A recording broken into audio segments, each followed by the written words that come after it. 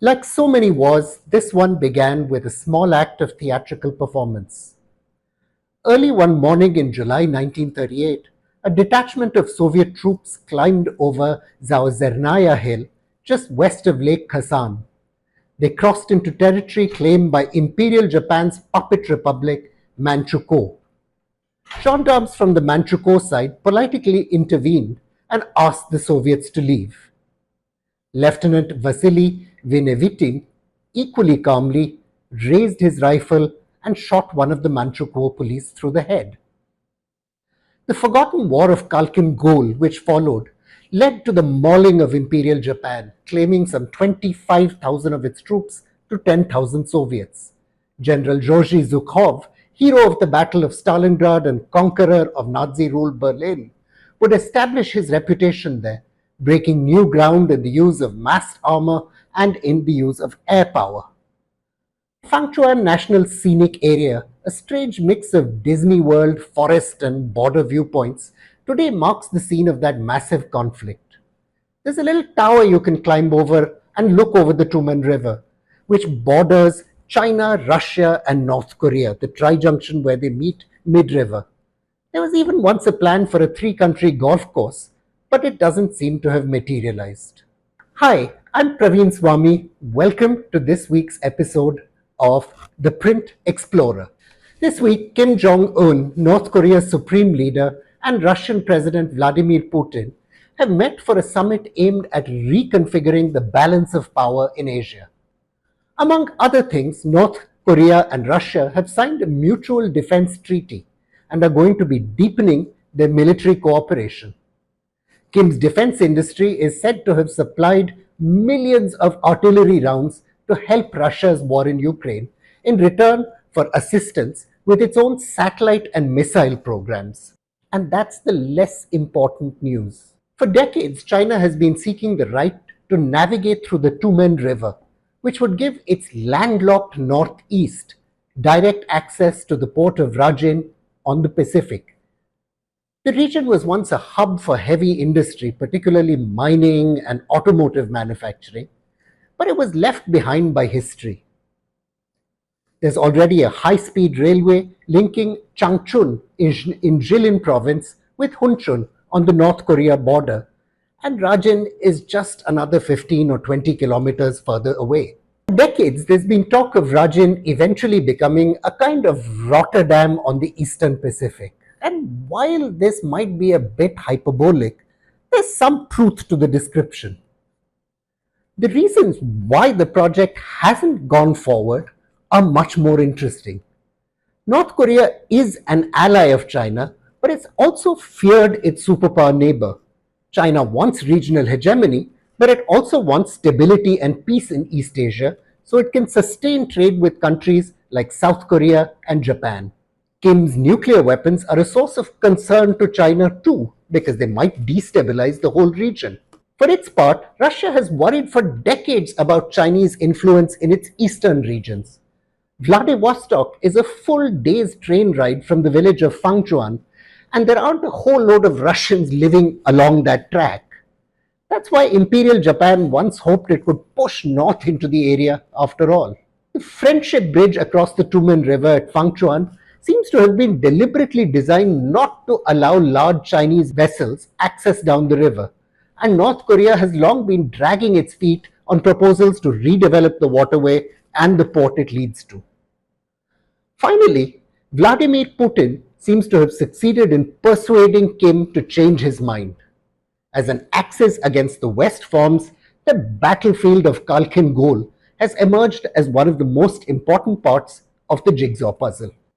Land-hungry peasants from Korea first began settling the vast marshes along the Tumen River sometime in the 19th century, planting barley, millets, and fast-growing rice. The Treaty of Peking, signed in 1860 after the occupation of Beijing by French and British troops, saw China forced to cede Outer Manchuria to Imperial Russia. This secured Russia's long-standing goal of denying China access to the Sea of Japan. Korean settlement of the lands, though, continued and even grew, especially after the invasion of their homeland by Japan in 1910. As Imperial Japan developed the industrial base of occupied Manchuria, it developed Rajin into a major seaport from where iron and coal could be shipped back to Tokyo. The city boomed, growing from a population of just some 6,000 people in 1930 to 38,000 in 1940. For its part, the Soviet Union also developed its port at Vladivostok, housing a significant part of its naval power in the Pacific. Though Vladivostok did not have the same economic potential as Rajin, it was of obvious significance as a military seaport. Then, after Japan lost the Second World War, Korea dissolved into civil war with China backing the North and the United States the South. The entire region plunged into the Cold War deadlock soon after, as the relationship between the Soviet Union and China became increasingly hostile. Whatever little cross border trade there was came to a grinding halt, and things stayed that way until 1999, when the Soviet Union collapsed and had long ceased to exist, and China moved down the road to economic liberalization. In 1990, though, scholars and former government officials from China, the United States, Japan, Russia, Mongolia, North Korea, and South Korea met to consider economic revival in the emerging post socialist regional order. The Chinese expert Ding Sheng presented a paper proposing the development of the Tumen River Triangle. The paper got the backing of the United Nations Development Programme and eventually led to the foundation of a body called the Tumen River Development Area Project.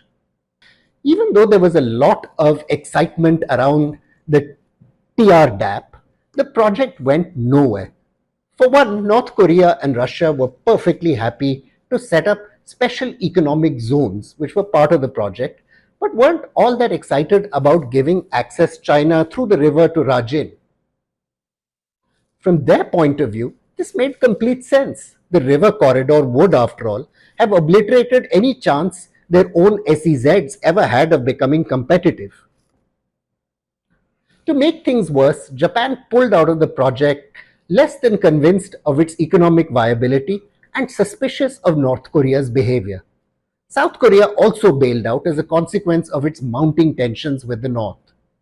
And North Korea itself kept dragging its feet, worried that economic liberalization could be followed within the country by demands for political reform. Events in Russia also led the country to rethink its involvement in TDRAP.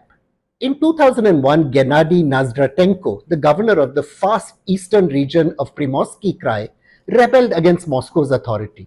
The rebellion was driven by complex local politics, but also underscored by Primorsky Krai's deep links with China's economy. To President Putin, it began to seem that China's economic power could be a political threat. From anecdotal accounts, it's clear cross border trade could have significantly improved livelihoods in the region for ordinary people. The South Korean economist Hyun-Gui Park tells the lovely story of a Mrs. Lee who bartered Chinese made goods for seaweed and dried fish in North Korea.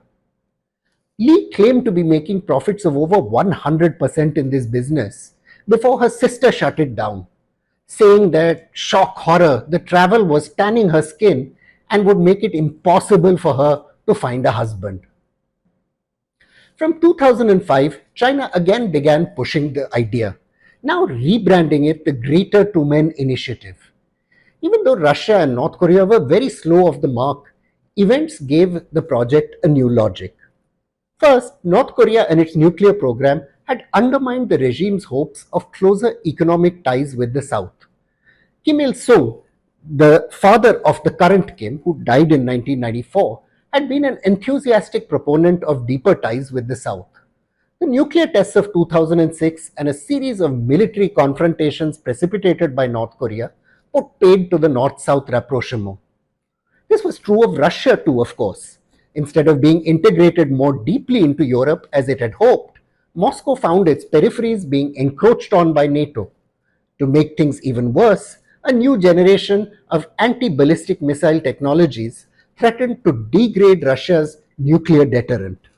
The Economist Park makes a very perceptive point on how the experience of North Korea and Russia of the post Soviet era shaped their behavior. Following the disintegration of the Soviet Union, Park notes, both Russia and North Korea went through horrific periods of hardship, characterized by joblessness, social dislocation, and in North Korea's case, large scale famine. The two countries, moreover, never really bought into the post socialist consensus and saw the Western push on human rights and democracy as a tool to dismantle their regimes. Faced with growing economic sanctions after 2016 and failing to reach an agreement with President Donald Trump at their summit 3 years later, Kim sought to build up an autarkic industrial economy in preparation for his struggle ahead. The North Korean ruler Bradley Babson writes, ordered his administrators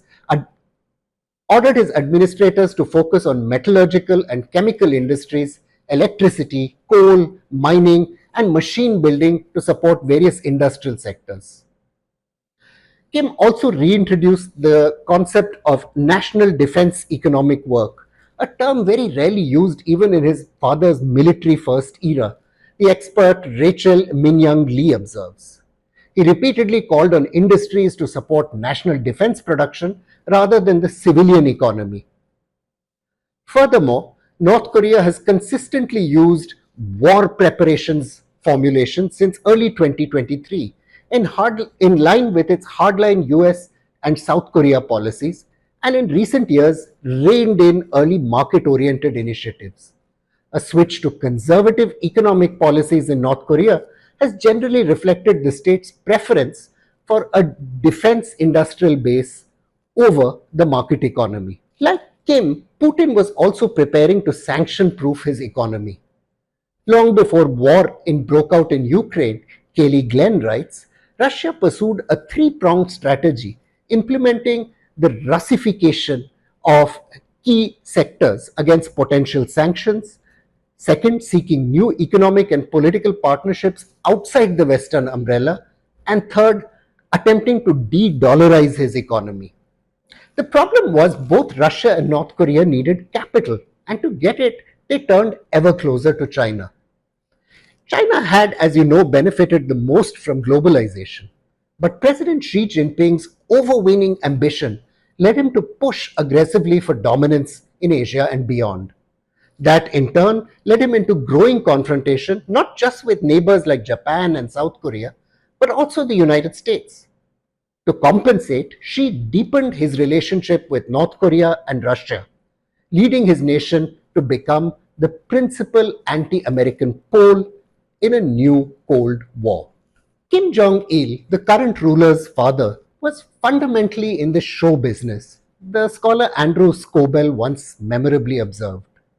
Writing scripts, directing casts, building sets, and playing leading roles himself in major cinematic and theatrical productions.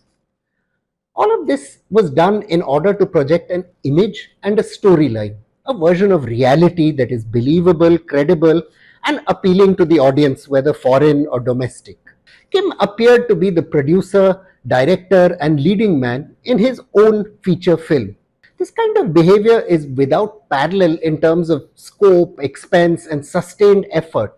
After all, making a film is hard work. Kim sometimes carried all of this film stuff to ridiculous levels. The dictator famously arranged the kidnapping of the renowned South Korean movie director Shin Sang-ok and his ex-wife and actress Choi Yoon-hee in 1978 in pursuit of his dream to create a movie industry.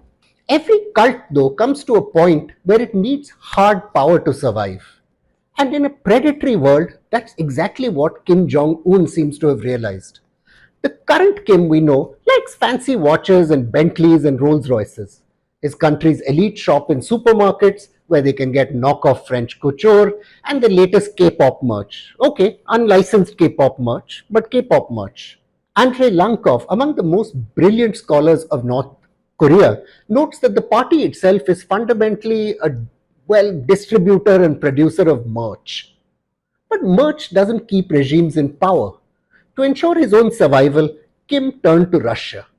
What started out as a small arms sale by North Korea to the Wagner mercenary group in November 22, expert Victor Cha writes, soon turned into a deep military relationship.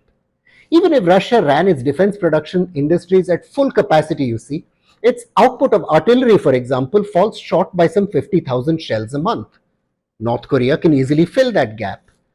Kim, in return, wants advanced telemetry, nuclear submarine technology, military satellite technology, and advanced intercontinental ballistic missile technology. ICBMs with modern countermeasures, overhead reconnaissance capacity, and nuclear submarines would allow Kim to target the entirety of the continental United States with his 50 odd weapon nuclear force.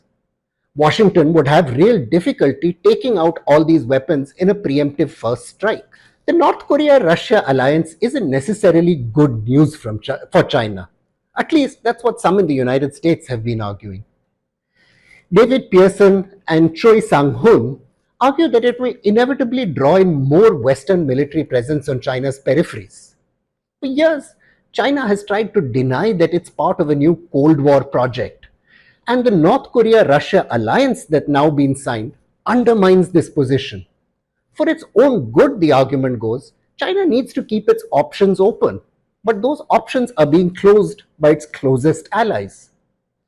The journalist Laura Baker observes that there are signs she disapproves of the burgeoning alliance between two of his closest friends.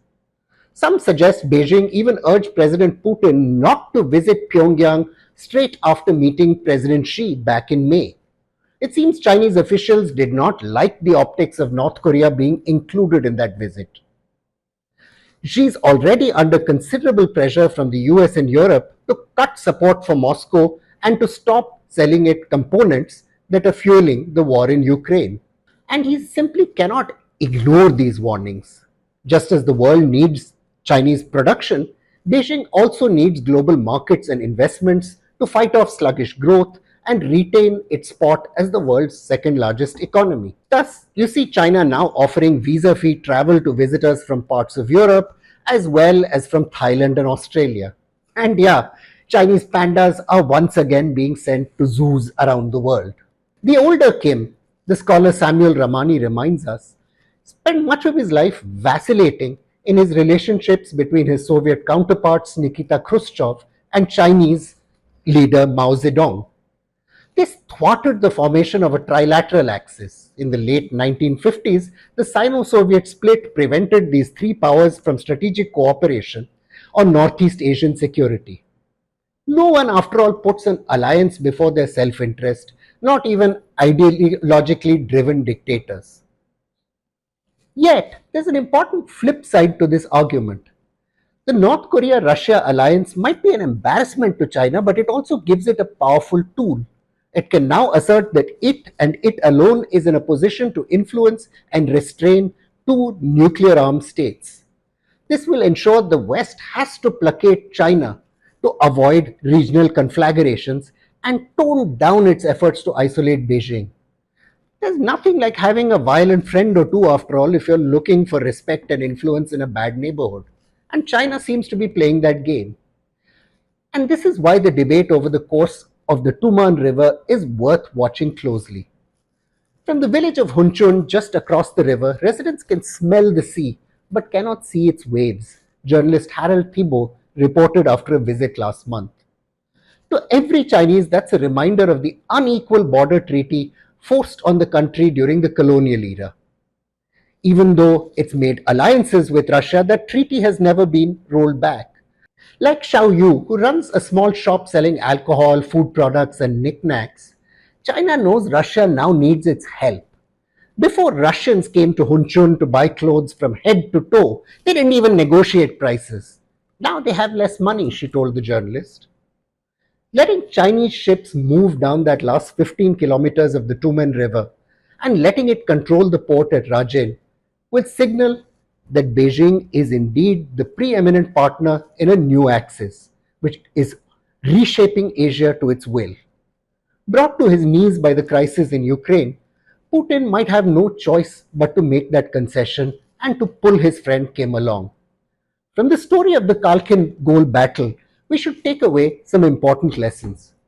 The Second World War didn't begin on September 1, 1939, when Nazi troops struck in Poland, or for that matter in May 1940, when they invaded France.